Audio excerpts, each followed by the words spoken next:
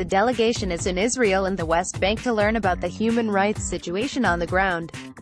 3 of the 4 deported already received their visas, but were taken back. An NLL plane is seen through a barbed wire fence at Tel Aviv's Ben Gurion Airport. Moshe Shai, Flash 90, 4 members of an American human rights delegation to Israel and the West Bank, were detained at Ben Gurion Airport, denied entry, and deported by Israeli authorities on Sunday. The rest of the delegation was allowed through. 2 of the 4 deported are Vincent Warren, Executive Director of the Center for Constitutional Rights, CCR, and Catherine Frank, Chair of CCR's board, and Sulzbacher Professor of Law, Gender, and Sexuality Studies at Columbia University.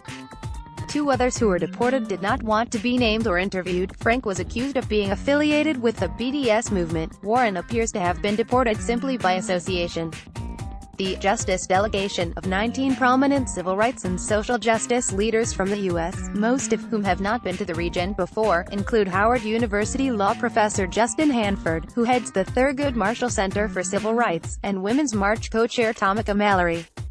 The trip was organized by CCR with the stated goal to witness the human rights situation in Israel and Palestine, including the history of systematic displacement and institutional racism, as well as the work of human rights defenders there. A source within the delegation says none of them is on any designated Israeli blacklist related to BDS activism, and that the purpose of the tour has nothing to do with BDS. There are 2 Jewish members of the delegation, one of whom was deported. Catherine Frank and Vince Warren take a selfie at Ben Gurion Airport before being deported, April 29, 2018. Courtesy, Frank. Israel's Population, Immigration and Border Authority, PIBA, spokesperson Sabine Haddad told 972 only 3 were deported, while the 4th volunteered to leave. Haddad says 1 person was barred entry for BDS activism, as per the recommendation of the Strategic Affairs Ministry, and the other 2, for lying about the reason for their trip. The deportation order issued to Frank specifies the reason for deportation as prevention of illegal immigration consideration. According to Frank and Warren, the notion that someone left voluntarily is categorically false. All 4 were informed they were being deported. Warren, however, did not actually receive a physical deportation order, which could explain why Haddad claims 1 person left of their own volition.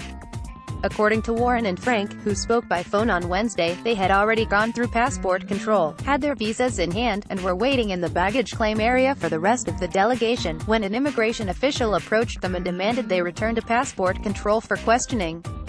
When I asked Haddad why 3 people who had already received visas and were at the baggage claim were taken back in for questioning, she said they were legally defined as refused entry. As long as they are still within the boundaries of the closed terminal, they have not entered Israel, she said. Haddad insinuated that getting a visa issued at passport control does not constitute entry into Israel, but stepping outside the terminal does. I am not aware of other cases in which people who were already issued a visa had then been detained and deported. Frank was interrogated for an hour, during which immigration officials asked her if she is a BDS leader, to which she answered no. The official then accused her of coming to promote BDS in Palestine, to which she said no, pointing out that there is no need to visit Palestine in order to promote BDS.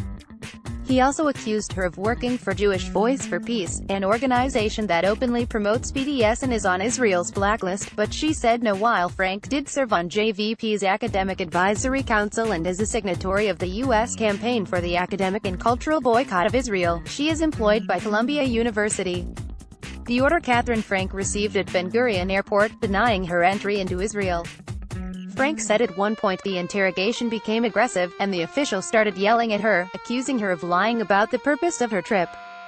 He then proceeded to show her what he claimed was proof of her ties to BDS. He showed her that her name appears on the websites of what she is fairly certain were Canary Mission and AMCHA, both ultra-right American watchdog groups that publish names and information of individuals deemed anti-Israel, with the explicit goal of damaging their reputations and careers. They have no legal or security credentials or official ties to the Israeli government, as far as I know. They often accuse people of being anti-Israel or anti-Semites because of their opposition to Israeli policies and support for Palestinian rights, among them the right to boycott. The government is essentially outsourcing their security to right-wing trolling websites, Frank said. According to Frank, the immigration official then took her visa, crumpled it on the floor, and said she would be banned for life.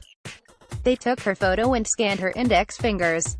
Upon receiving the deportation order, she was told she was banned from Israel for 5 years, although this is not specified in the order.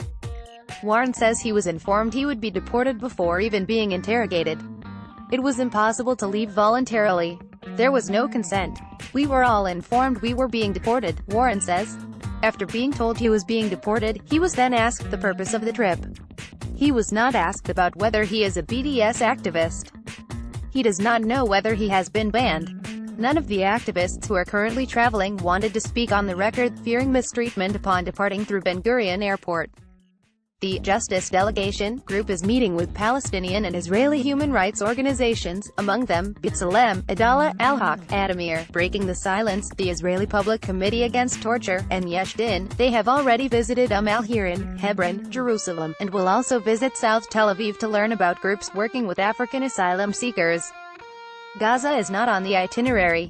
Police arrest an Israeli activist participating in the "Welcome to Palestine" fly-in protest on April 15, 2012 at the Ben Gurion Airport near Tel Aviv, Israel.